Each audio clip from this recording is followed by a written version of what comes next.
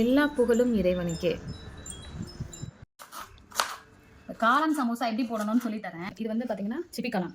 வெங்காயத்துக்கு நிகராக வந்து நம்ம காளான் போடுவோம். ஏன் அப்படின்னா நான் வந்து காளான் பண்ணையாளர் அதனால சரிங்களா. இது வந்து புதினா மல்லி கருவேப்பிலை இதெல்லாம் வந்து நல்லா வாஷ் பண்ணிட்டு கட் பண்ணி வச்சிருக்கோம். ஆனியனும் அதே மாதிரி தான். இப்போ வந்து பார்த்தீங்கன்னா மிளகா பொடி, கரம் மசாலா, உப்பு, இது வந்து கொஞ்சோண்டு தனியா மல்லித்தூள் லைட்டா இது எல்லாத்தையும் நம்ம போட்டுக்குவோம். ப்ளஸ் வந்து இஞ்சி பூண்டு விழுதுகள் சும்மா ஒரு 2 ஸ்பூன் போதும். அவ்வளோதான். இதுக்கு இன்க்ரீடியன்ட் போடுறதே இவ்வளோ தான், வேறு எதுவுமே கிடையாது. அடுத்து வந்து பார்த்தீங்கன்னா இப்போ வந்து மசாலா வந்து நம்ம ரெடி பண்ணிட்டோம். இது மாதிரி இது வந்து பார்த்தீங்கன்னா சமைட்டு எடுத்துருங்க.